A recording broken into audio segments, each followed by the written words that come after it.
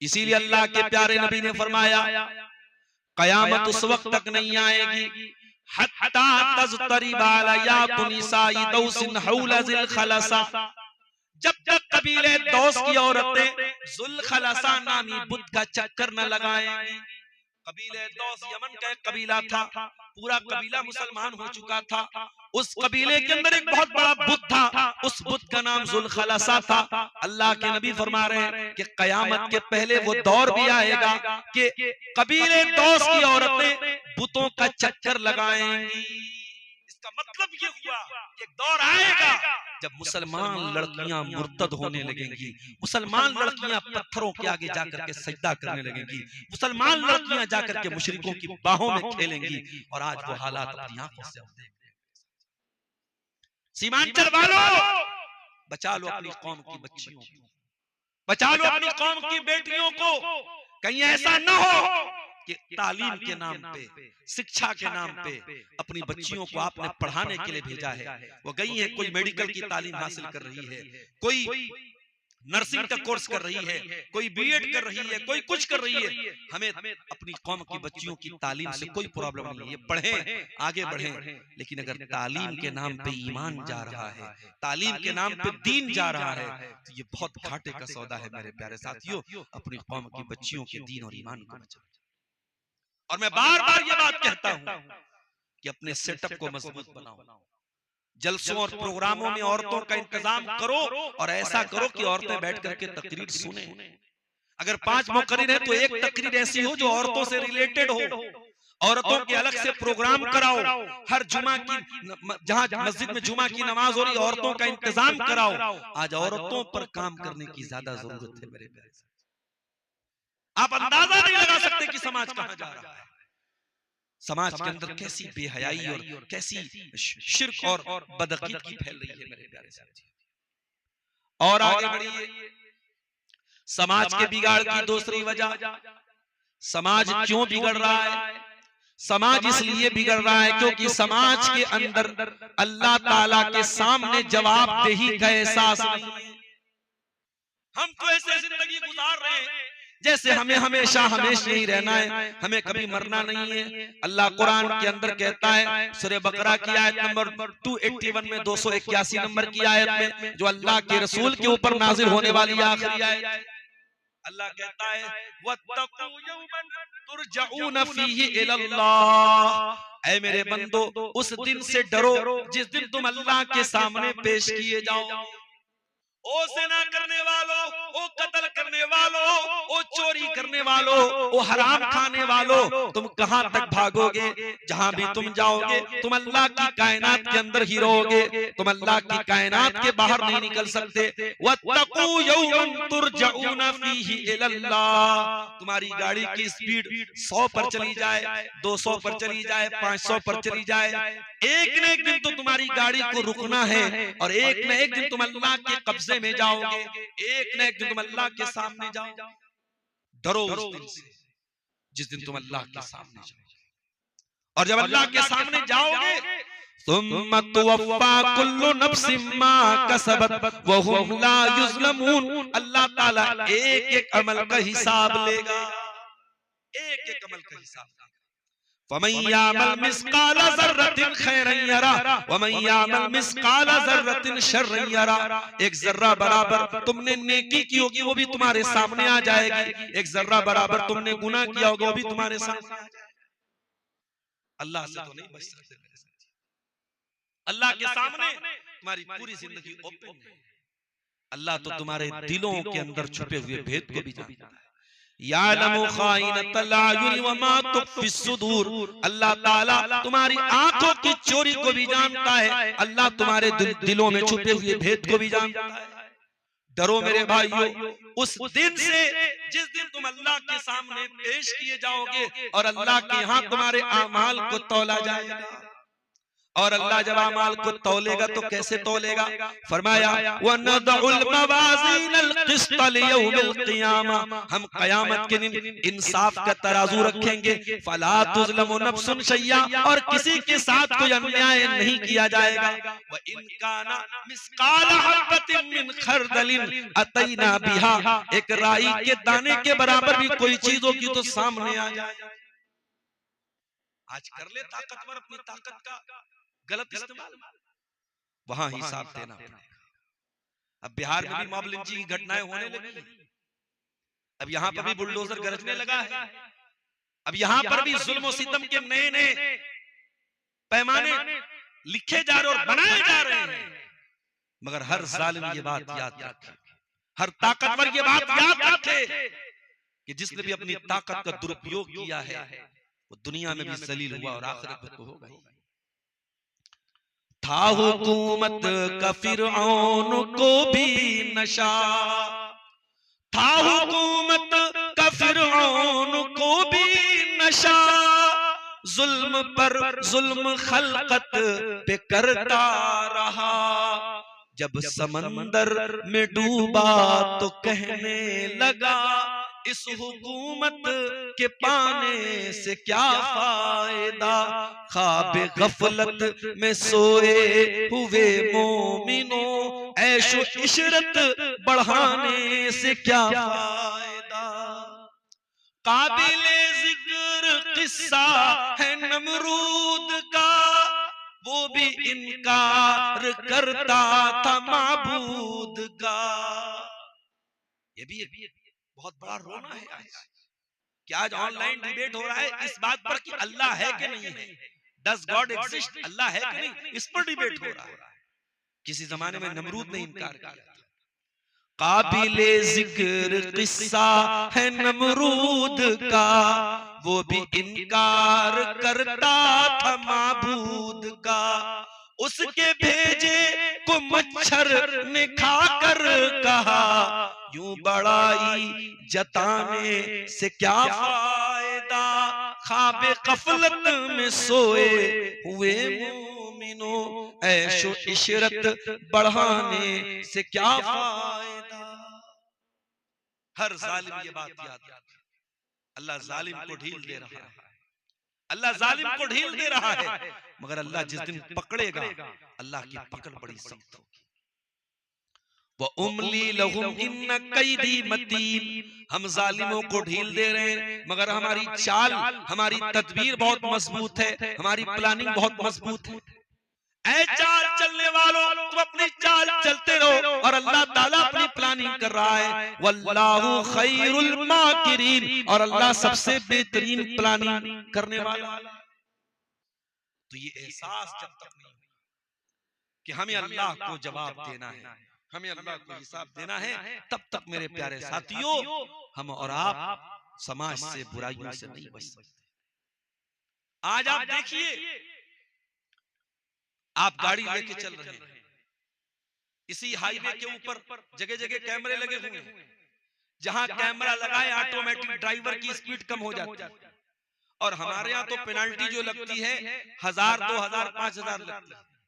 Saudi अरब में मैं एक मर्तबा जब वहां मैंने देखा कैमरा लगा है, तो वहां के ड्राइवर ने कहा कि मौलाना साहब यहाँ तो पेनाल्टी इतनी खतरनाक लगती है, सीधे 6000 रियाल। 6000 रियाल का मतलब कि इंडिया का 1,20,000, 1,30,000 रुपया होगा। अब बोला इतना, अगर हम लोग की सैलरी उतनी नहीं है जितना यहाँ, एक बार अगर हमने सिग्नल क्रॉस कर दिया या एक बार हमने ओवर स्पीड में गाड़ी चला दी तो इतनी पेनाल्टी लग जाएगी।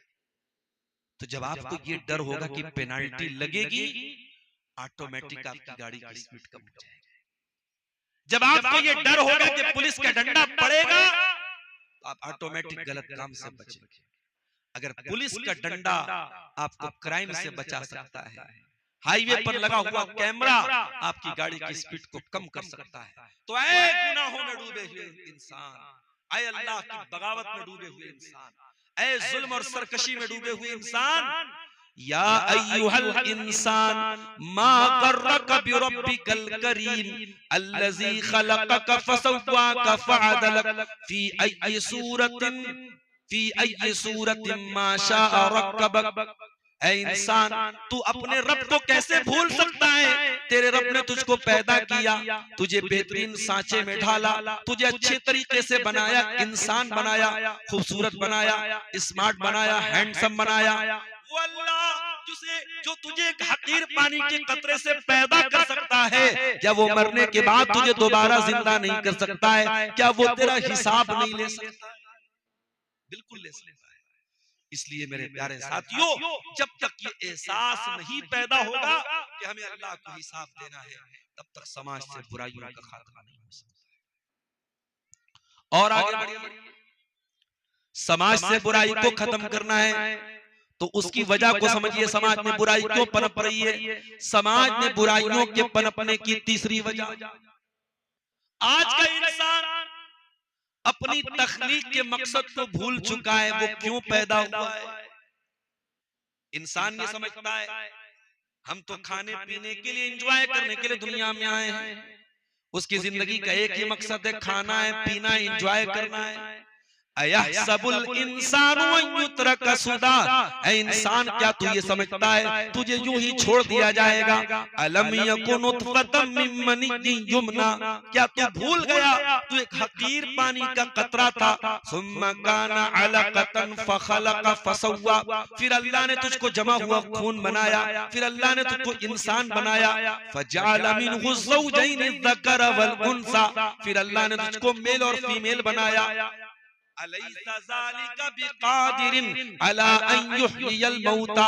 क्या वो अल्लाह जो तुझको एक हकीर पानी के कतरे से जीता जागता इंसान बना सकता है, क्या वो अल्लाह तुझे मरने के बाद दोबारा जिंदा नहीं कर सकता है? ऐ इंसान, अपने जिंदगी के मकसद को पहचान। और तेरी जिंदगी का मकसद क्या है? वमा खलक़तुल जिन्ना वल इंसा इल्ला लियअबुदून। मैंने जिन्नात और इंसान को अपनी इबादत के लिए पैदा किया है। तेरी जिंदगी का मकसद अल्लाह की इबादत। आज कितने मुसलमान हैं 24 घंटे में एक बार जो उनका सर अल्लाह के सामने नहीं झुकता है, एक टाइम की नमाज तक वो नहीं जानते। वो दुनिया में न जाने किसके किसके आगे जाके हाथ जोड़ रहे हैं, किसके किसके आगे जाके माथा टेक रहे हैं। वो एक सजदा जिसे तू गिरा समझता है, 1000 सजदों से देता है आदमी को नजात। ऐ इंसान, अगर तू एक अल्लाह के सामने झुकना शुरू कर दे तो तुझे कहीं और झुकना नहीं पड़ेगा। तू नमाज की पाबंदी शुरू कर दे, तू 5 टाइम की नमाज का पाबंद बन जा, अल्लाह ताला बहुत सारी चिंताओं से तुझे मुक्त कर देगा। आज हमारी जिंदगी में नमाज, और जो नमाज पढ़ भी रहे हैं माशाअल्लाह, तो ऐसे नमाज पढ़ जैसे बहुत बड़ा एहसान कर रहे हैं। मस्जिद में गए, फर्ज पढ़ के चले आए, सुन्नतें तक बहुत सारे लोग नहीं पढ़ते। ऐसा लगता है मस्जिद में उनको कोई चीज काट रही है, उनका दिल ही नहीं लगता है नमाज। मैं जो सर बसजदा हुआ कभी तो ज़मीं से आई, तो ज़मीं से आने लगी ये सदा। मैं जो सर बसजदा हुआ कभी तो ज़मीं से आने लगी सदा। तेरा दिल तो है सनम आशना, तेरा दिल तो है सनम आशना, तुझे क्या मिलेगा नमाज में। आज हमारी नमाजों का हाल भी बड़ा बुरा है। कुरान कहता है फवैलुल लिल मुसल्लीन अल्लज़ीना हुम अन सलातिहिम साहून अल्लज़ीना हुम युराऊन। बर्बादी है उन नमाजियों के लिए जो नमाज तो पढ़ते हैं मगर उनका दिल कहीं और होता है, दिमाग कहीं होता है। अल्लज़ीना हुम युराऊन, जो दिखावे के लिए नमाज पढ़ते हैं। एक नमाज वो भी पढ़ती थी, मेरे नबी की बीवी, हम सब की प्यारी माँ हजरत आयशा नमाज पढ़ रही थी। कौन सी नमाज? चाश्त की नमाज। मौलवी साहब ये चाश्त की नमाज कौन सी होती है? हम तो फजर जानते हैं, जोहर जानते हैं, असर जानते हैं, मगरिब जानते हैं, इशा। ये चाश्त की नमाज कौन सी नई नमाज है? हमें से कितने लोगों को मालूम भी नहीं होगा चाश्त की नमाज कौन सी। अगर इंसान फजर की नमाज के बाद मुसल्ले पर बैठा रहे और बैठ करके अल्लाह का जिक्र करता रहे, और जब सूरज निकल जाए और सूरज एक नेज़ा बुलंद हो जाए, यानी सूरज निकलने के तकरीबन 15-20 मिनट के बाद उठ करके इंसान अगर 2 रकात नमाज या 4 रकात नमाज पढ़े तो उसको एक हज और एक उम्रा का सवाब मिलेगा। और ये 4 रकात नमाज अगर पढ़ेगा तो उसके बदन के हर जोड़ की तरफ से दान करने का, सदका करने का सवाब वो पाए। एक नमाज आपको हज और उम्रा का सवाब भी दे रही है और आपके बदन के हर जोड़ की तरफ से दान देने का और सदका करने का सवाब भी आपको मिल रहा है। ये नमाज होती है चाश्त की नमाज, इसको इशराक की नमाज नहीं बोलते। हजरत आयशा रज़ी अल्लाह तआला अन्हा चाश्त की नमाज पढ़ रही थी, उनका भांजा उनसे मिलने के लिए आया, भतीजा उनके भाई का बेटा उनसे मिलने के लिए आया। देखा मेरी फूफी जान नमाज पढ़ रही है, कासिम बिन मोहम्मद उनसे मिलने के लिए आए, देखा मेरी फूफी जान नमाज पढ़ रही है और सूरह तूर की आयत पढ़ रही थी हजरत आयशा, फमन्नल्लाहु अलैना व वक़ाना अज़ाबस समूम। सूरह तूर में अल्लाह ने फरमाया जब जन्नती जन्नत में जाएंगे तो कहेंगे ऐ अल्लाह तेरा एहसान है हम पर कि तूने जहन्नम की गरम गरम हवाओं से हमको बचा लिया। फमन्नल्लाहु अलैना व वक़ाना अज़ाबस समूम, ऐ अल्लाह तूने जहन्नम की आग से हमको बचा लिया, तेरा बहुत बड़ा एहसान है।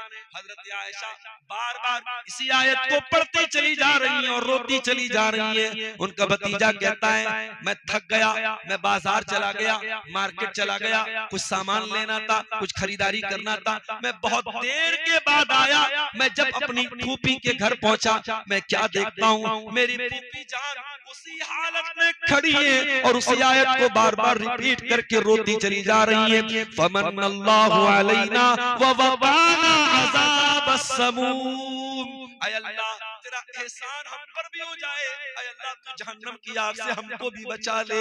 हजरत आयशा ये आयत पढ़ पढ़ के रोती चली जा रही है और अपने आप को जहन्नम से बचने की दुआ करती चली जा रही है। एक नमाज वो भी थी मेरे प्यारे साथियों, एक नमाज हम भी पढ़ते हैं। हम तो नमाज जो नहीं पढ़ते हैं उनसे क्या शिकवा करना, जो बेचारे पढ़ते भी हैं वो ऐसा पढ़ते जैसे बहुत बड़ा एहसान कर रहे हो। मेरे प्यारे साथियों आप नमाज पढ़ के किसी पर एहसान नहीं कर रहे हो, नमाज पढ़ो तो पूरे इकामत के साथ पढ़ो, नमाज कायम करके पढ़ो, नमाज को उसके तरीके से पढ़ो। नमाज का टाइम हो तो फौरन जल्दी से मस्जिद की तरफ जाओ, सुस्ती न करो, काहिली मत करो, क्योंकि अल्लाह ने कुरान में फरमाया वइज़ा क़ामू इलस्सलाति क़ामू कुसाला। ये मुनाफिकों का तरीका है, ये इस्लाम के गद्दारों का तरीका है, ये नबी से गद्दारी करने वालों का तरीका है कि जब नमाज का टाइम होता है तो बड़ी सुस्ती करते हैं, बड़ी काहिली करते हैं और बहुत मुश्किल से नमाज पढ़ते हैं। और जो बेचारा एक टाइम की नमाज नहीं पढ़ता उसका हाल क्या? उसके बारे में अल्लाह ने सूरह मरियम में फरमाया फखलफ मिन बादिहिम खल्फुन अज़ाउस सलाह। मेरे नबियों के जाने के बाद, मेरे रसूलों के जाने के बाद ऐसे नालायक लोग आए जिन्होंने नमाजों को बर्बाद किया, वत्तबउश शहवात, और जिन्होंने शहवतों की पैरवी की। मेरा जुमला नोट कर लो मेरे नौजवानों, ये जो मोबाइल पर गंदी फिल्में देखते हो, ये जो तुम अपने हाथों से ज़िना करते हो, ये जो तुम लड़कियों से चैटिंग करते हो, ये जो तुम गलत हरकतें कर रहे हो, ये तमाम चीजें कभी गौर करना नमाज की पाबंदी करने से छूट सकती हैं। मैं गारंटी तो नहीं ले रहा हूँ क्योंकि नमाज पढ़ के भी बहुत सारे लोग गलत काम करते हैं, लेकिन हाँ उम्मीद यही है अगर आप ढंग से नमाज पढ़ेंगे, अगर नमाज की पाबंदी करेंगे तो कुरान की आयत यही बता रही है कि जब इंसान नमाज को बर्बाद करेगा, जब नमाज को छोड़ेगा तो उसकी जिंदगी में ख्वाहिशात की पैरवी आ जाएगी, वो अपनी इच्छाओं के पीछे पीछे चलेगा, अपनी डिजायर्स को फॉलो करेगा, जो मन करेगा वो करेगा। कभी शराब भी पी लेगा, कभी ज़िना भी कर लेगा, कभी हराम काम भी कर लेगा। जब नमाज को तुम बर्बाद करोगे मेरे प्यारे साथियों तो तुम ख्वाहिशात के पैरोकार। तो समाज के बिगाड़ की बहुत बड़ी वजह हम इबादतों से दूर हो गए, हम नमाज से दूर। और आगे बढ़िए, समाज के बिगाड़ की एक और वजह है, और वो वजह क्या है? वो वजह है हम सबका माल के मामले में एहतियात न करना। माल कमाना बहुत जरूरी चीज है, इस्लाम माल कमाने से मना नहीं करता, इस्लाम तो हमको दुआ सिखाता है, और रब्बना आतिना फिद दुनिया हसना व फिल आखिरति हसना व क़िना अज़ाबन नार। ऐ अल्लाह दुनिया में भी भलाई अता फरमा, आखिरत में भी भलाई अता फरमा, जहन्नम की आग से बचा ले। अल्लाह के नबी तो दुआ किया करते थे, अल्लाहुम्मा इन्नी अस्अलुकल हुदा वत्तुका वल अफ़ाफ़ वल गिना। ऐ अल्लाह मैं चार चीजें तुझसे मांगता हूँ, तुझसे हिदायत मांगता हूँ, तुझसे तकवा मांगता हूँ, तुझसे पाक दामनी मांगता हूँ, और ऐ अल्लाह तुझसे मालदारी मांगता हूँ, तुझसे बेनियाजी मांगता हूँ। इतना माल दे दे, इतना सामान दे दे, किसी का मोहताज ना होना पड़े, किसी के आगे हाथ न फैलाना पड़े। ऐ अल्लाह इतना बेनियाज। इस्लाम माल कमाने की तालीम देता है, इस्लाम भीख मांगने की तालीम नहीं देता है, इस्लाम गदागरी की तालीम देता है। लेकिन हाँ मेरे प्यारे साथियों, इस्लाम ये भी कहता है माल कमाने निकले हो तो ये देखो हलाल तरीके से कमा रहे हो कि हराम तरीके से कमा रहे हो। और ये भी सुन लो, कुछ हराम तरीके ऐसे होते हैं जो हमको क्लियर तरीके से लगता है कि हाँ ये हराम है। जैसे चोरी करना, सबको लगता है कि हाँ यार चोरी तो गलत है। रिश्वत लेना, सबको लगता है हाँ ये गलत है। डाका डालना, सबको लगता है कि हाँ ये गलत है। लेकिन बैंक में हमने 1 लाख रुपया जमा कर दिया और अगले साल हमको 1,05,000 मिल गया, 1,10,000 मिल गया। ये 5,000 जो एक्स्ट्रा मिला तो लोगों को लगता है ये क्यों हराम है, ये क्यों हराम है। बैंक में हमने पैसा रखा, बैंक ने हमारे पैसे से कमाया, तो बैंक में अगर हमने 1 लाख रुपया दिया और उस पर बैंक ने हमको 5,000 रुपया इंटरेस्ट कर दिया तो क्या गलत है? लोगों को ये गलत नहीं लगता है। कोई कंपनी आती है, कहती आओ हमारी कंपनी के साथ तुम जुड़ जाओ, और तुम हमारी कंपनी में और लोगों को भी जोड़ दो, तुम सबको जोड़ोगे तो तुमको इतना पैसा मिलेगा। फटाफट लोग जुड़ने लगते हैं और लोगों को लगता है इसमें कुछ गलत भी नहीं। इसी तरीके से आजकल ऑनलाइन करेंसी ट्रेडिंग हो रही है, ऑनलाइन लोग करेंसी की ट्रेडिंग कर रहे हैं। ये बात लोगों को लगता है कि भाई हम कंप्यूटर पर बैठ के दिमाग लगा रहे हैं, करेंसी की ट्रेडिंग कर रहे हैं, गोल्ड की ट्रेडिंग कर रहे हैं, तो क्या गलत है? आपको लग रहा है कि उसमें कुछ गलत नहीं है, लेकिन अगर शरीयत की जो बनाई हुई परिभाषा है, जो कानून है, जो टर्म है, जो रेगुलेशन है, अगर उसके हिसाब से वो गलत है तो गलत है। 1400 साल पहले जब अल्लाह ताला ने ब्याज को हराम करार दिया तो यहूदियों ने एतराज किया था, ब्याज खाने वालों ने एतराज किया था कि प्रॉफिट तुम तिजारत में भी कमाते हैं और प्रॉफिट तुम ब्याज में भी कमाते हैं। हमने 100 रुपए का माल खरीदा, 120 रुपए में बेच दिया, हमने 20 रुपया मुनाफा कमाया, और इसी तरीके से 100 रुपया हमने किसी को उधार दे दिया और वापसी 120 ले लिया, तो यहाँ 20 रुपया हमने यहाँ पर भी प्रॉफिट कमाया। तो एक सही और एक गलत कैसे हो गया? अल्लाह ने कोई लॉजिकल जवाब नहीं दिया, अल्लाह ने कोई लॉजिक नहीं बयान की, अल्लाह ने कोई मंतिक नहीं बयान की। अल्लाह ने फरमाया अहल्लल्लाहुल बैअ व हर्रमर रिबा।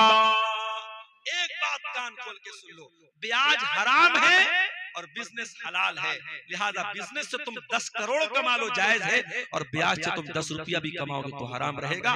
बस सीधी सी बात है, 2 + 2 = 4।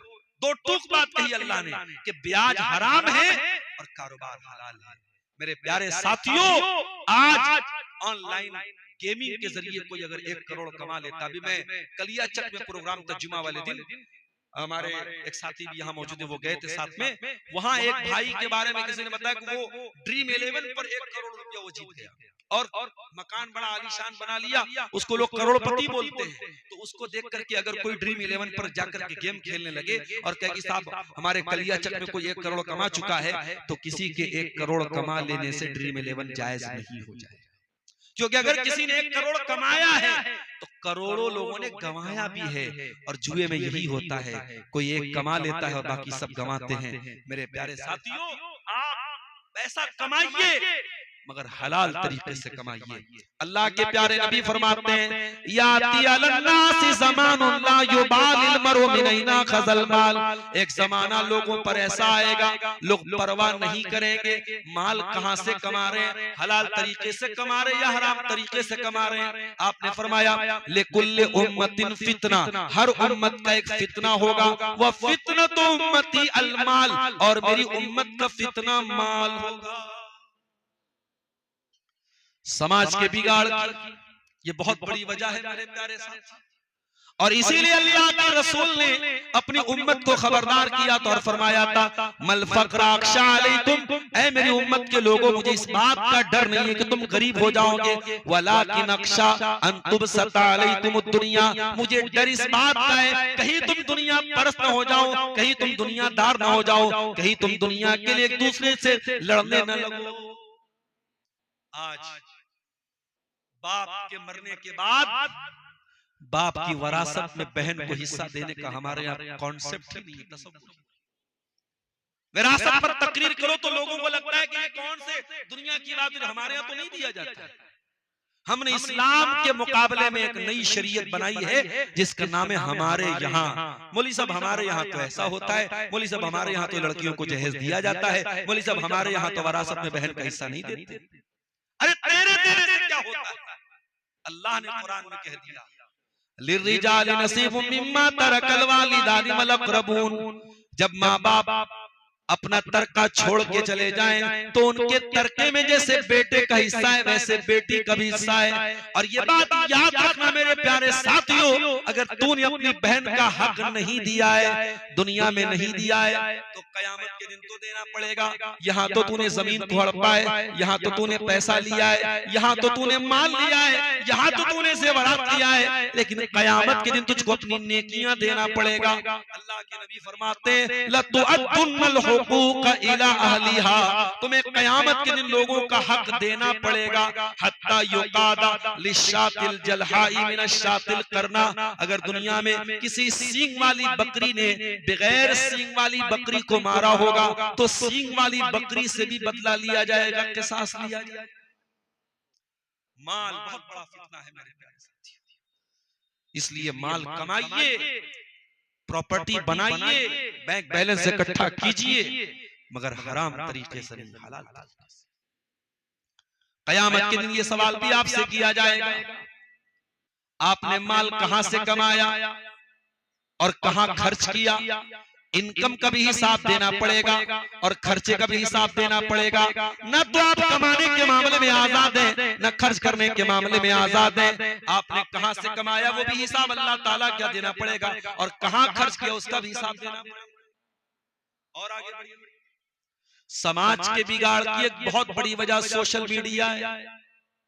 जी हाँ, ये फेसबुक, ये व्हाट्सएप, ये इंस्टाग्राम, ये स्नैपचैट, इसको हल्का ना समझिए, इसको मामूली ना समझिए। ये तमाम सोशल मीडिया के प्लेटफॉर्म आज आपकी नौजवान नस्ल को कहां लेके जा रहे हैं आपको अंदाजा नहीं। व्हाट्सएप से होने वाली एक चैटिंग, एक लड़का लड़की के बीच में होने वाली नॉर्मल बातचीत, किसी होटल के कमरे में जाकर के जिना पर खत्म हो रही है। ये सोशल मीडिया आपकी नौजवान नस्ल को जिनाकार बना रहा है। ये सोशल मीडिया आपके छोटे छोटे बच्चों को म्यूजिक का और गाने का और नाच का शौकीन बना रहा है। ये सोशल मीडिया आपके घर की बहन बेटियों को, आपको तो ये लगता है कि हमारे घर की लड़की पर्दे में निकलती है, हमारी लड़की तो डायरेक्ट स्कूल जाती है, हमारी लड़की तो डायरेक्ट कॉलेज जाती है, मगर ये सोशल मीडिया आपके घर की बहन बेटियों को कहां कहां डिस्ट्रैक्ट कर रहा है, कहां कहां भटका रहा है, आपको अंदाजा नहीं है। बाप तो ये समझता है मेरी बेटी तो कमरे में अकेली सो रही है, लेकिन सोशल मीडिया के जरिए वो सैकड़ों लड़कों से टच में है और सैकड़ों लड़कों से बातचीत करते हुए वो सो रही है। मेरे प्यारे साथियों, ये सोशल मीडिया आज हराम रिश्तों को समाज में प्रमोट करने का बहुत बड़ा जरिया बन चुका है।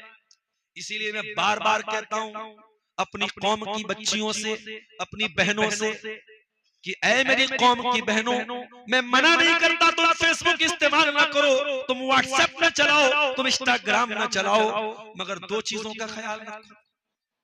पहली चीज, जब अल्लाह ने तुमको पर्दे में रहने का हुक्म दिया है तो तुम्हें अपनी प्राइवेसी को कहीं भी लीक नहीं करना है।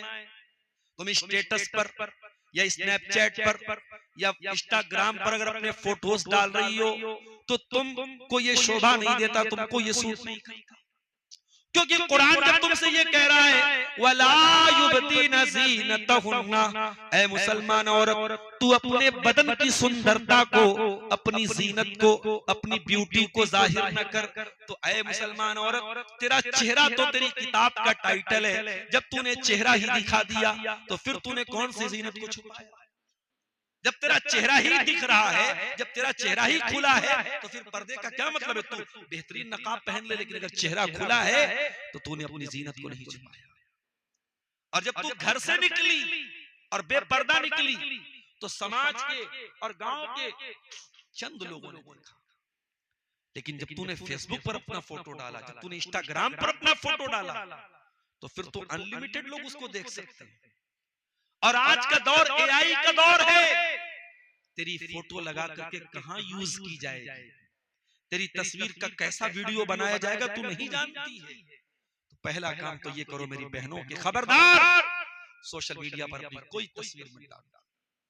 और दूसरी बात ये है, अगर कोई लड़का आपसे राहो रस्म बढ़ाने की कोशिश कर रहा है इंस्टाग्राम के जरिए, स्नैपचैट के जरिए, फेसबुक के जरिए, अगरचे वो आपको अपना दीनी भाई, अपना दीनी बहन आपको कह रहा है, अपने आप को दीनी भाई कह रहा है, खबरदार खबरदार, बहुत एहतियात करना, किसी प्यार और मोहब्बत के झांसे में ना आना। ये प्यार का नारा लगाकर और प्यार का नाम लेकर के ये लोग तुम्हारी इस्मत और इज्जत को लूटना चाह रहे हैं। इनका हाथ तुम्हारी इज्जतों पर, ये अपना हाथ तुम्हारी इज्जत पर डालना चाह रहे हैं। मेरी प्यारी माँ बहनों, सोशल मीडिया को अपनी इस्मत और इज्जत को लुटवाने का जरिया मत बनने देना। नबी अकरम ने फरमाया ला यखलुवन्ना रजुलुन बिइम्रातिन इल्ला वसालिसुहुम अश-शैतान, खबरदार कोई मर्द किसी औरत के साथ अकेले में न रहे वरना तीसरा शैतान होगा। ओ मेरी प्यारी बहनों, जब तुम व्हाट्सएप पर किसी लड़के से चैटिंग कर रही हो तो वहां पर भी तीसरा शैतान है। जब तुम्हारे फेसबुक मैसेंजर पर कोई आकर के सलाम कर रहा है वहां पर भी तीसरा शैतान है। जब स्नैपचैट पर तुम किसी लड़के को अपना फोटो भेज रही हो वहां पर भी तीसरा शैतान है। तीसरा शैतान हर जगह। यहां तक के मौलवी साहब कुरान पढ़ाने आ रहे हैं, लड़की जवान हो चुकी है, 13-14 साल की बालिग लड़की हो चुकी है, उनका किसी मर्द का और खास तौर से जवान मर्द का आकर के कुरान पढ़ाना ये भी गलत है। सुन लो मेरी बात, हो सकता है आपके यहाँ इसको गलत ना समझा जाता हो, मगर शरीयत की नजर में ये गलत है। एक जवान लड़की को किसी जेंट्स का, वो भी अकेले में आकर के ट्यूशन पढ़ाना ये गलत है। और हदीस की रोशनी में वहां पर भी तीसरा शैतान है और बहुत सारे कांड हो चुके हैं, बहुत सारी घटनाएं घटित हो चुकी हैं। मेरे प्यारे साथियों, सोशल मीडिया आज हराम खलवतों का बहुत बड़ा जरिया बन चुका है।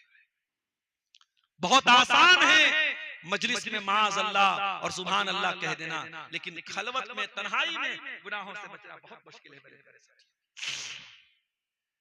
इसीलिए अल्लाह के प्यारे नबी फरमाते हैं मेरी उम्मत के कुछ लोग कयामत के दिन ऐसे भी आएंगे जो पहाड़ों के बराबर नेकियां लेकर के आएंगे, लेकिन अल्लाह ताला उनकी नेकियों को हवा में उड़ा देगा। साहबा ने पूछा अल्लाह के नबी कौन लोग होंगे? आपने फरमाया वो नमाज भी पढ़ेंगे, वो रोजा भी रखेंगे, वो इबादत भी करेंगे, वलाकिन्नहुम इज़ा खलौ बिमहारिमिल्लाहि इंतहकुहा, लेकिन जब वो अकेले में होंगे, तन्हाई में होंगे तो गुनाह करेंगे, वो हराम काम करेंगे, वो नाजायज काम करेंगे। इस मोबाइल को, इस सोशल मीडिया को अपनी नेकियों को बर्बाद करने का जरिया मत बनाओ। और मेरे नौजवानों, टाइम पास करने का बहुत बड़ा जरिया आज मोबाइल हो चुका है, सोशल मीडिया हो चुका है। फेसबुक पर कई घंटे हमारा नौजवान लगा रहता है, रील्स पर रील्स देख रहा है। अच्छा, जो रील आप ज्यादा देखेंगे फेसबुक वही रील आपको बार बार दिखाएगा। ये जो कुछ लोग कहते हैं ना मेरे मोबाइल पर गंदी गंदी रील आने लगी, गंदी गंदी ऑटोमेटिक नहीं आती, माफ करना। फेसबुक का सिस्टम ऐसा है, सोशल मीडिया का सिस्टम ऐसा है कि वो ये गौर करता है कि आप क्या देखना चाहते हैं। आप जिस चीज को बहुत ज्यादा गौर से देखेंगे, ज्यादा टाइम स्पेंड करेंगे, फेसबुक दूसरा उसी से रिलेटेड दूसरी चीजों को रिकमेंड करेगा, स्नैपचैट उसी को रिकमेंड करेगा, इंस्टाग्राम उसी को रिकमेंड करेगा। तो आपका टाइम कहां गुजर रहा है? आपका टाइम गैर महरम लड़कियों के बदन को देखने पे गुजर रहा है। आपका टाइम जिनाकार और बदकार औरतों के जिस्म की नुमाइश को देखने में गुजर रहा है। आपका टाइम वल्गर और बेहयाई किस्म की वीडियोस और चीजों पे गुजर रहा है। ये टाइम इतनी हकीर चीज तो नहीं है मेरे प्यारे साथी। इस टाइम की अल्लाह ने कसम खाई है कुरान में, वल अस्र इन्नल इंसान लफी खुस्र। टाइम की कसम, समय की कसम, जमाने की कसम, इंसान सबसे ज्यादा घाटे में है, क्योंकि इंसान अपने टाइम को गलत जगह इस्तेमाल करता है, बर्बाद करता है। और जो इंसान अपने समय को गलत जगह बर्बाद करे उससे बड़ा खसारे में कोई नहीं है। इसीलिए अल्लाह के प्यारे रसूल फरमाते हैं, नेमतान मगबूनुन फीहिमा कसीरुम मिनन नास। दो नेमतें ऐसी हैं कि लोग उनकी कदर नहीं करते, एक तंदुरुस्ती की नेमत और दूसरे समय की नेमत। आज आप मोबाइल पर अपना समय बर्बाद कर रहे हो, कल आप समय की जरूरत पड़ेगी अच्छे काम के लिए, आपके पास समय नहीं। आज आपको अल्लाह ने पैसा दिया, हज कर सकते हो, उम्रा कर सकते हो, आप नहीं कर रहे हो। कल हड्डियां कमजोर हो जाएंगी, व्हील चेयर पे आपको हज करने, उम्रा करने जाना पड़ेगा, तो आप पछताएंगे कि काश मैंने पहले हज कर लिया होता, पहले उम्रा कर लिया होता। मेरे प्यारे साथियों, अपनी जवानी की और अपने समय की कदर करो। और आगे बढ़िए। समाज के बिगाड़ की एक बहुत बड़ी वजह हमारे रिश्तों की, हमारे खानदान में रिश्तों का टूट जाना। हर गांव में, हर घर में कहीं भाई भाई से नाराज है, कहीं चचा भतीजे से नाराज है, कहीं बाप बेटे से बातचीत बंद करके बैठा है, कहीं माँ बेटे में बातचीत बंद है, कहीं सास और बहू में ठनी हुई। मेरे प्यारे भाइयों, मेरी प्यारी माँ और बहनों, ये बात याद रखो कि जो हमारे रिश्तेदार होते हैं, और खास तौर से रिश्तेदार कौन होते हैं, जो माँ बाप के जरिए जो रिश्ते हमसे जुड़ते हैं। जैसे माँ के जरिए कोई हमारी नानी है, कोई नाना है, कोई खाला है, कोई खालू है, ये सब रिश्ते माँ के जरिए जुड़ते हैं। बाप के जरिए कोई चाचा है, कोई ताया है, कोई दादा है, कोई दादी है, कोई फूफी है, ये सब रिश्ते बाप के जरिए जुड़ते हैं। तो जो रिश्ते माँ बाप के जरिए बनते हैं, इनको अरहाम कहते हैं, अरहाम। और ये रिश्ते अगर इनको आप तोड़ेंगे, अगर आप रिश्तों को तोड़ेंगे, तो अल्लाह क्या आपको बहुत जबरदस्त पकड़ होगी अल्लाह ताला की। अल्लाह के नबी हर खुतबे में सूरह निसा की पहली आयत पढ़ते थे, और उस आयत में ये आयत भी आप, ये टुकड़ा भी आप सुनते हैं, फत्तकुल्लाहल्लज़ी तसाअलून बिही वल अरहाम। ऐ मेरे बंदो, अल्लाह से डरो और रिश्तों को तोड़ने से डरो, रिश्तों को न तोड़ो। ऐ अपनी औलाद से रिश्ता तोड़ देने वालों, औलाद से अगर कुछ गलती भी हो जाए तो रिश्ता न तोड़ो। ओ अपने माँ बाप से रिश्ता तोड़ने वालों, माँ बाप अगर अन्याय भी कर दे, अत्याचार भी कर दे, तो माँ बाप से रिश्ता न तोड़ो। ओ भाई भाई से रिश्ता तोड़ने वालों, एक ही माँ के पेट में दोनों पैदा हुए, एक ही माँ का बाप का खून दोनों के बदन में दौड़ रहा है, बचपन में साथ में खेले भी थे, बचपन में एक दूसरे के लिए थप्पड़ भी खाया था, और आज जवान हो गए तो जमीन के लिए भाई से लड़ रहा है, जायदाद के लिए भाई से लड़ रहा है। अरे ये जमीन यही छोड़ के जाएगा, ये जायदाद यही छोड़ के जाएगा, ये माल यही छोड़ के जाएगा। जाकर के भाई को गले लगा ले, जाकर के बहन से अपना शिकवा दूर कर ले। रिश्तों को तोड़ने वाले न बनो, जोड़ने वाले बनो। रिश्तों को जोड़ने वाले बनो मेरे साथ। अल्लाह ने जब दुनिया को पैदा किया तो रिश्ता खड़ा हो गया, और रिश्ता अल्लाह ताला के दामन में जाके पनाह ले लेता है और कहता है कि अल्लाह, अगर दुनिया में कोई रिश्ता तोड़ेगा तो तेरी ही पनाह लेगा। तो अल्लाह ने रिश्ता से कहा, अमा तर्दीना अन असिल मन वसलके व अक़ता मन क़ताके। ऐ रिश्ता, क्या तू इस बात पर खुश नहीं है कि जो तुझे जोड़ेगा मैं उसे जोड़ूंगा, जो तुझे काटेगा मैं उसे काटूंगा। रिश्तों को काटने वाले न बनो मेरे साथ। और एक बात बोलता हूं, दुनिया में आज जमीन की बड़ी वैल्यू है, इसी बिहार में किसी अच्छी जगह आपको जमीन मिल रही हो, कीमती जमीन मिल रही हो, और कोई कहे कि मौलवी साहब आपको हम जो है एक हिस्सा या इतनी जमीन हम आपको दे रहे हैं, तो आप तो बड़े खुश हो जाएंगे, साहब हमको कीमती जमीन मिल रही है। आओ, दुनिया की सबसे कीमती से कीमती जगह जिसके सामने फेल है, बेकार है, वो जन्नत है मेरे प्यारे साथ। जन्नत में एक स्क्वायर फीट का एरिया, एक कोड़ा रखने की जगह अल्लाह के नबी फरमाते हैं दुनिया की तमाम नेमतों से बेहतर है। उस जन्नत में एक महल आपको मिलेगा, बस एक काम करना है। क्या काम करना है?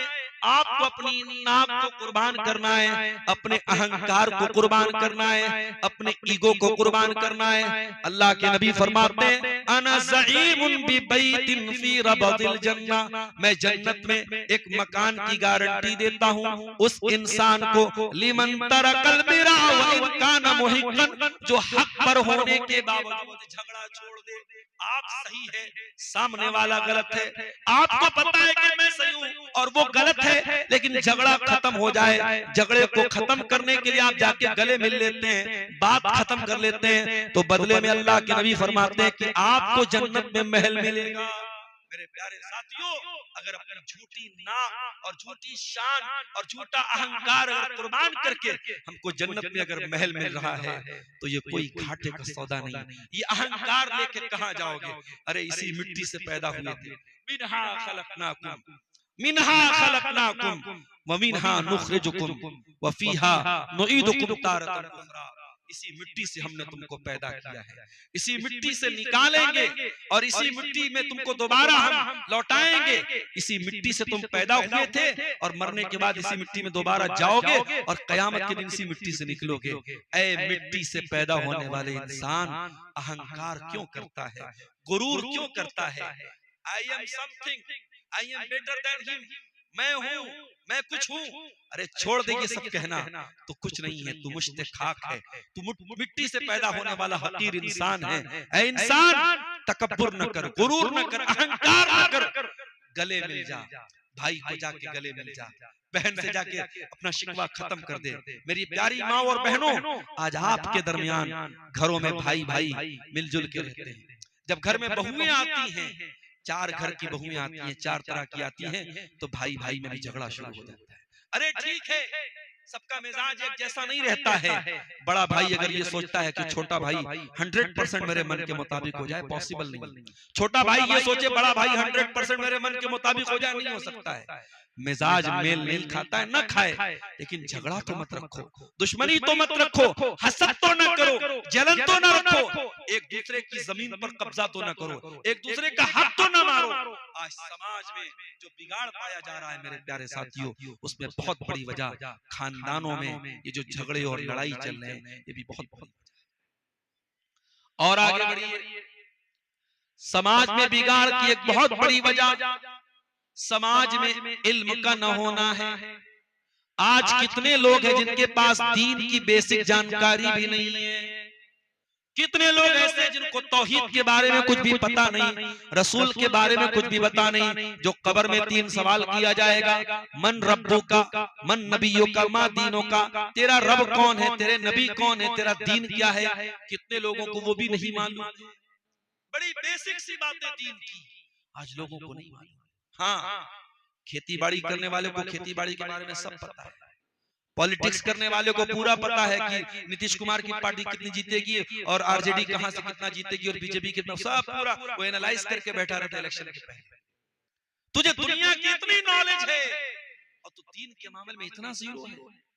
अल्लाह कुरान में कहता है यालमून ज़ाहिरम मिनल हयातिद दुनिया व हुम अनिल आखिरति हुम गाफिलून। मेरे बंदो, तुम दुनिया की इतनी नॉलेज रखते हो लेकिन आखिरत से बिल्कुल गाफिल हो। तुमको अपने दीन की कोई खबर नहीं, तुमको आखिरत की कोई चिंता नहीं, कोई फिक्र नहीं। मेरे प्यारे भाइयों, अपने बच्चों को दुनिया की नॉलेज दो, मैं मना नहीं करता, लेकिन दीन की इतनी नॉलेज दे दो। अपने गांव में मस्जिदों में ऐसा मकतब कायम करो, ऐसे मदरसे कायम करो।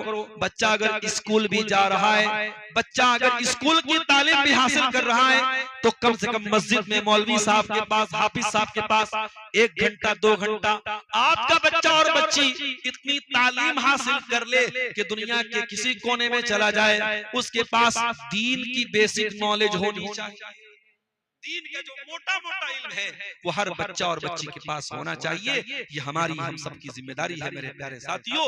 जब तक हम इल्म दीन हासिल नहीं करेंगे, समाज का भला नहीं हो सकता है, समाज से बुराइयां खत्म नहीं हो सकती। जाहिर सी बात है, एक बच्चा है, उसके सामने आप एक शीशी में जहर रख दीजिए और एक शीशी में दवा रख दीजिए, तो बच्चा कोई भी शीशी उठा के पी सकता है। उसको मालूम नहीं है कि किसमें जहर और किसमें दवा है। तो जिसके पास इल्म नहीं होगा, उसका भी वही मेरे भाइयों हाल होगा। वो जहर को दवा समझेगा और दवा को जहर समझेगा। ये आज जो मुल्हिद पैदा हो रहे हैं, जो एथिस्ट पैदा हो रहे हैं, जो मुर्तद हो रही है कौम की बच्चियां, ये दीन की नॉलेज ना होने का नतीजा है। इसलिए मेरे प्यारे साथियों, दीन की तालीम हासिल करो। और जब दीन की तालीम हासिल करना है, एक बात और कहना चाहूंगा, हर ऐरे गैरे नत्थू खैरे से दीन मत हासिल करो। सीमांचल में ये बहुत बड़ा मसला है। हमारे स्टेज पर कोई भी आके तकरीर करने के लिए बैठ जाता है। हमारे यहाँ कोई मनहजी गैरत नहीं है। अहले हदीस का स्टेज है, कुरान और हदीस पे चलने वालों का स्टेज है। और उस स्टेज पर आकर के अगर कोई ऐसा आदमी तकरीर कर रहा है जिसके अकीदे में बिगाड़ है, जिसके मनहज में बिगाड़ है, जिसके यहाँ बिदात और खुराफात को प्रमोट किया जाता है, और ऐसे लोगों को हम स्टेज दे रहे हैं और अपने स्टेजों पर हम वाहियात बातों को सुनवा रहे हैं, तो हम भी उतने ही भागीदार होंगे, उतने ही दोषी होंगे जितना वो बयान करने वाले। इसी सीमांचल के एरिया में और इसी इलाके में हम ऐसी एक्टिविटीज को और ऐसे इज्तिमाआत को प्रमोट करते हैं और हमारी जमात के लोग उसमें फंडिंग करते हैं और उसमें हिस्सा लेते हैं, जिन जमातों के बारे में हमें पूरी तरीके से मालूम है, हम यकीन के साथ ये बात जानते हैं कि उनका मनहज गलत है, उनके यहाँ बिदात है, उनके यहाँ उनकी किताबों में शिरकिया चीजें भी लिखी हैं। और आज अहले हदीस नौजवान उनकी तरफ माइल हो रहा है। आज अहले हदीस नौजवान अहले हदीस से कट के उनकी तरफ जा रहा है। कौन जिम्मेदार होगा मेरे प्यारे साथियों? इसलिए मैं बार बार कहता हूँ, उलमा से जुड़ो, जो कुरान और हदीस के जानकार उलमा हैं, जो कुरान और हदीस बयान करने वाले उलमा हैं, उनसे दीन हासिल करो। यूट्यूब तो एक आजाद प्लेटफॉर्म है, फेसबुक तो एक आजाद प्लेटफॉर्म है, आप किसी को भी सुन सकते हैं, यूट्यूब आपको मना नहीं करेगा, मगर ये आपको तय करना है कि आपको दीन किससे हासिल करना है। हर आदमी को ये दर्जा मत दो मेरे भाइयों। नबी ने फरमाया, कयामत के पहले वो दौर आएगा, अल्लाह दुनिया से उलमा को उठा लेगा, और जब उलमा दुनिया से चले जाएंगे, इत्तखज़न्नास रूसन जुहाला, लोग जाहिलों को अपना सरदार बना लेंगे। इसी बंगाल की एक वीडियो बड़ी वायरल हुई थी। एक औरत तकरीर कर रही थी, एक औरत तकरीर कर रही थी और इतना गलत वो कुरान की आयतों को पढ़ रही है और पूरा मजमा लगा हुआ और औरत तकरीर कर रही है। सोचिए मेरे भाइयों, इस तरीके की चीजें बंगाल में और सीमांचल में बहुत ज्यादा देखने को मिलती हैं। मेरे प्यारे साथियों, जब लोग जाहिलों को अपना सरदार बना लेंगे, इत्तखज़न्नास रूसन जुहाला, लोग जाहिलों से फतवे पूछेंगे, फ़अफ़्तऊ बिग़ैरि इल्मिन, और वो बगैर इल्म के फतवे देंगे और खुद भी गुमराह होंगे और दूसरों को भी गुमराह करेंगे। तो समाज के बिगाड़ की बहुत बड़ी वजह यह है कि हम इल्म से दूर हुए, हम उलमा से दूर हुए। और मेरे साथियों, समाज के बिगाड़ की एक वजह यह भी है कि आज समाज के अंदर से हया बहुत तेजी से खत्म हो रही है। चाहे वो नौजवान मर्द हो, चाहे औरतें हो, चाहे बूढ़े हो, अगर कोई चीज हमारे समाज से सबसे ज्यादा कम हो रही है तो वो हया कम हो रही है मेरे प्यारे साथियों।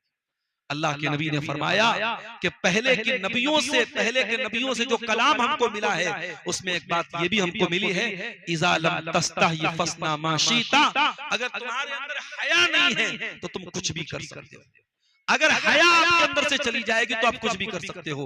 आज हमारा नौजवान, चाहे मर्द हो चाहे औरतें हो, बड़ी तेजी से हम बेहयाई की तरफ बढ़ रहे हैं। मेरे साथियों, हया को प्रमोट करो, अपने बच्चों को हयादार बनाओ, अपनी बेटियों को हया वाला बनाओ।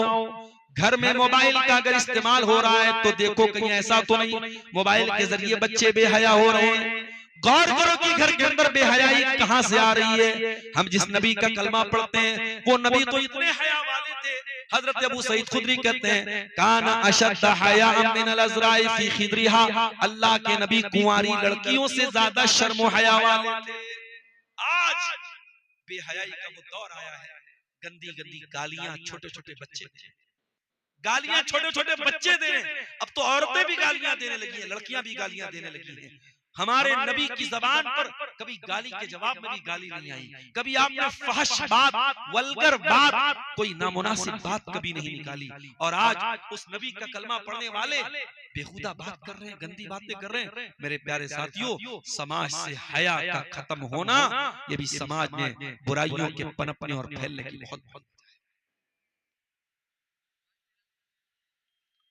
समाज में ये जो बुराइयां फैल रही हैं, बढ़ रही हैं, उसकी एक वजह और बयान करके मैं अपनी गुफ्तगू को खत्म करूंगा। और चूंकि आप जानते हैं ये प्रोग्राम चंदे का है और उससे पहले और उलमा ने भी चंदे के मुतालिक तकरीर की है। आखिर में आप हजरात से थोड़ा चंदे की भी अपील है, आप जाते जाते इदारे का ताउन करेंगे इंशाअल्लाह। आखिरी बात मेरे प्यारे साथी, समाज में जो बुराइयां हैं, जो बदअखलाकियां हैं, उसकी एक बहुत बड़ी वजह समाज के अंदर नशे का बढ़ता हुआ रुझान। आप अंदाजा नहीं लगा सकते कि हमारा नौजवान कितना ज्यादा नशे का शिकार हो रहा है। शराब की मात्रा और इसी तरीके से ड्रग्स की मात्रा जितनी मुसलमान इलाकों में इस्तेमाल होने लगी है, ये हमारी पेशानियों पर बल लाने वाली बात है। आज आपका ये इलाका अररिया, पूर्णिया, किशनगंज का इलाका जो मुस्लिम अक्सरियत का इलाका है, आज इन इलाकों में भी शराब और नशे का रुझान बड़ी तेजी से बढ़ रहा है मेरे साथी। और जब समाज में नशा बढ़ेगा तो क्राइम नहीं बढ़ेगा। ये 5-5 साल की बच्चियों का जो रेप हो रहा है, ये अपनी महबूबा को रेप करने के बाद जो कत्ल करके उसके बदन के टुकड़े किए जा रहे हैं, ये सब नशे की देन, ये सब नशे की देन है। और ये बात याद रखो, इस्लाम ने शराब को सिर्फ हराम नहीं करार दिया। इस्लाम ने जब शराब को हराम किया तो अल्लाह ने कहा रिजसुन, ये गंदी चीज। अल्लाह डायरेक्ट बोल देता शराब हराम है, अल्लाह ने कहा रिजसुन, गंदी चीज है। मीना अमली शैतान, ये शराब शैतान की चीज है, शैतान का काम है। फजतनिबू, शराब से बचो, जुआ से बचो, लअल्लकुम तुफ्लिहून, तभी तुम कामयाब हो सकते हो।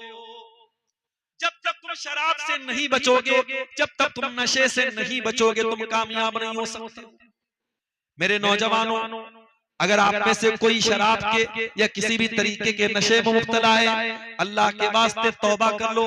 ये रात का वक्त है, जाकर के अल्लाह के सामने गिड़गिड़ा लो, माफी मांग लो और हर किस्म के नशे से अपने आप को दूर कर लो। मेरे साथियों, उस्मान गनी कहते हैं इन्नल खम्र उम्मुल खबाइस, ये शराब तमाम गंदगियों की जड़ है, तमाम बेहयाइयों की जड़ है, तमाम बुराइयों की जड़ है। जो शराब पी लेगा वो कत्ल भी कर सकता है, वो जिना भी कर सकता है, वो कुछ भी अपनी जबान से निकाल सकता है।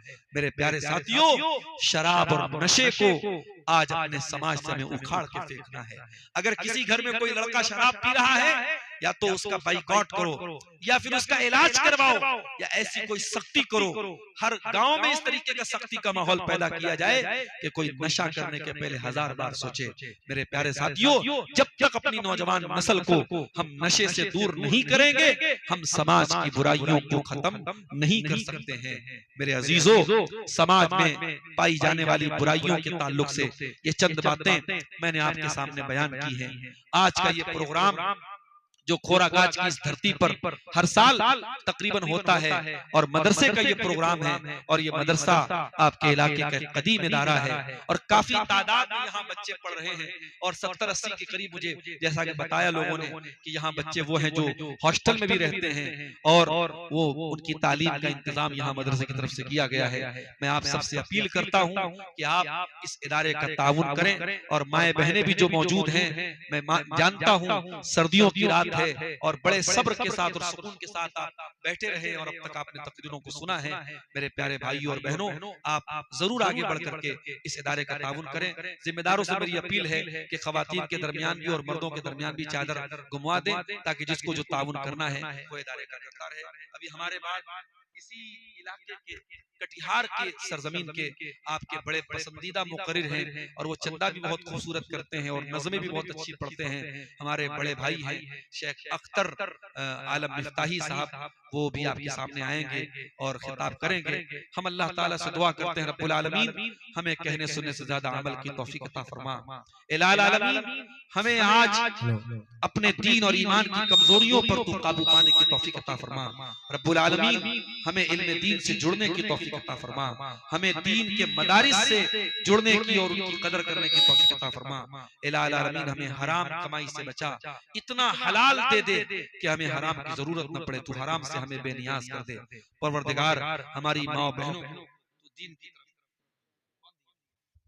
हेलो शेख, कुछ सवालात आए हैं। जी, ये किसी की तरफ से ताउन आया है, तकरीबन 1500 रुपए का ताउन है। अल्लाह ताला जज़ाए खैर दे, इस चंदे को कबूल करे, इनके हक में नजात का जरिया। बताए सवाल बताए। अगर एक ही कमरे के अंदर बैतुल खला और गुस्ल खाना है, तो उस गुस्ल खाने में वजू बनाना और उस कमरा में नमाज पढ़ना कैसा है? देखिए, ये सवाल बहुत जेन्युइन सवाल है, और आज के जमाने में आपको हर जगह तकरीबन ऐसे गुस्ल खाने मिलेंगे जिसमें बाथरूम कंबाइंड होता है। तो वहां आदमी गुस्ल भी करता है, वजू भी करता है, और वजू के पहले हम जो है कौन दिए हैं मदरसे के खाजिन साहब, ये चंदा देखिए कितना है। अल्लाह ताला खाजिन साहब को और अता करे, और चूंकि वो खाजिन है, अल्लाह ताला उनको और मदरसे के खजाने में देने की तौफीक अता फरमाए। 5000 रुपया है, अल्लाह कबूल फरमाए। तो ये जो अटैच बाथरूम होता है, इसमें जब आदमी वजू करे या गुस्ल करेगा, तो गुस्ल में भी वजू किया जाता है, तो यहाँ ये मसला पैदा होता है कि वहां तो उसमें बाथरूम भी है, तो अब वहां पर वो बिस्मिल्लाह कैसे पढ़ेगा। तो शेख इब्न बाज वगैरह का फतवा ये है कि वहां पर दो सूरतें अपनाई जा सकती हैं। या तो जैसे अगर आदमी को वजू करना है तो बाहर से बिस्मिल्लाह पढ़ के जाए और अंदर जाके वजू करे, वहां पे ना पढ़े। लेकिन चूंकि इससे बचना आज के जमाने में मुश्किल है, और हर जगह तकरीबन ये कंबाइंड ही बाथरूम चल रहा है, एयरपोर्ट से लेके रेलवे स्टेशन से लेके होटलों तक हर जगह इस तरीके का बाथरूम चल रहा है। तो आदमी दिल में वहां पे बिस्मिल्लाह पढ़ ले, अल्लाह का जिक्र कर ले, तो इंशाअल्लाह वो उस ममानियत में नहीं आएगा, उस मनाही में वो शामिल नहीं होगा। जो नापाक जगहों पर अल्लाह का जिक्र करने से जो मना किया गया, तो वहां पे उस मनाही में इंशाअल्लाह वो नहीं होगा, दिल में वो पढ़ लेगा। किसी औरत का हैज या अकली मुद्दत से ज्यादा, अगर उस औरत को हैज फिर से आए, तो क्या वो वजू, तो क्या करे, नमाज पढ़े या फिर छोड़ दे? देखिए, औरतों को जो पीरियड आता है तो उसमें एक साइकिल होता है। औरतें जानती हैं कि हर महीने हमको इतने दिन तक आता है, किसी को 5 दिन आता है, किसी को 7 दिन आता है, वो एक रेगुलर आमतौर से उतने दिन आता है। तो उसके बाद अगर खून आ रहा है, तो उलमा ने ये लिखा है कि औरतें खुद जानती हैं, वो फर्क कर सकती हैं कि वो खून जो है वो नापाकी वाला खून है या बीमारी का खून है। अगर उसमें वो अलामतें पाई जा रही हैं जो हैज के खून में पाई जाती हैं, तो वो हैज ही माना जाएगा, और उस हालत में औरत नमाज से दूर रहेगी और नापाक मानी जाएगी। लेकिन अगर वो खून अलग है और उसका जो हर महीने 5 दिन 7 दिन आता है वो टाइम भी गुजर चुका है, तो फिर वो खून इस्तिहाजा का खून माना जाएगा, बीमारी का खून माना जाएगा, और अब वो औरत गुस्ल करके नमाज भी पढ़ेगी, रोजा भी रखेगी, और वो औरत जो है उसको उस खून को जो है वो बीमारी का खून मानेगी, और हर नमाज के टाइम वो वजू करेगी। यानी अगर वजू बाकी है तब भी वो वजू करेगी, लेकिन उसको अब गुस्ल करने की जरूरत नहीं, वो नापाक नहीं, और नमाज भी उसको पढ़ना है, रोजा भी उसको रखना है। हेलो, आज के इस दौर में हिंदुस्तान के अक्सर इलाके में तबलीगी जमात के लोगों के जरिए इज्तिमा इनकाद किया जाता है, उसमें इज्तिमाई दुआ भी किया जाता है। ऐसी मजलिस में शिरकत करना कैसा है? कुरान और हदीस की रोशनी में मदल्लल जवाब अता फरमाएं। देखिए, तबलीगी जमात या किसी मसलक का नाम लेना तो मैं मुनासिब नहीं समझता हूँ। एक उसूली बात आपको बता रहा हूँ कि हम और आप अहले हदीस हैं, कुरान और हदीस पे चलने का हमारा दावा है, हमारा मनहज है।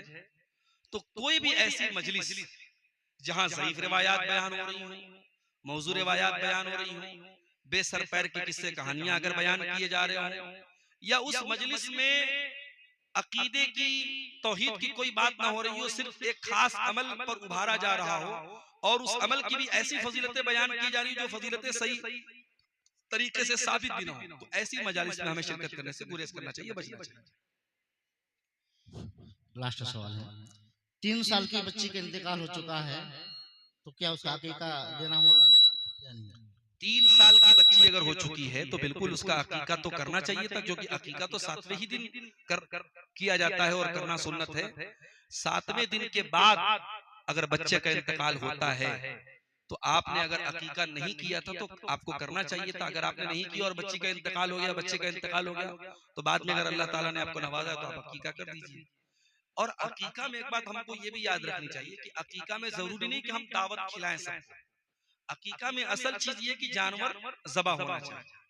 आप अल्लाह के नाम से एक जानवर ज़बा कर दें अकीका की नीयत से, उसे गरीबों में तकसीम कर दे, रिश्तेदारों में बांट दे, सिर्फ गोश्त बांट दे, थोड़ा सा घर में गोश्त रख के बाकी बांट दे, तो ये तमाम सूरतें उसमें जायज है। बाज लोग क्या समझते हैं अकीका के नाम पे पूरी एक दावत होगी तब अकीका होगा, वो दावत का होना जरूरी नहीं है।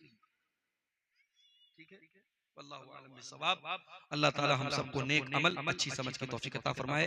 आमीन व आखिर दावाना अल्हम्दुलिल्लाहि रब्बिल आलमीन। वस्सलामु अलैकुम। वयअमुरूना बिल मारूफ वयनहौना अनिल मुनकर व उलाइका हुमुल मुफ्लिहून। वक़ाल तआला फी मक़ामिन आखर अल्लज़ीना इन मक्कन्नाहुम फिल अर्दि अक़ामुस सलाता व आतवुज़ ज़काता व अमरू बिल मारूफ व नहौ अनिल मुनकर वलिल्लाहि आक़िबतुल उमूर।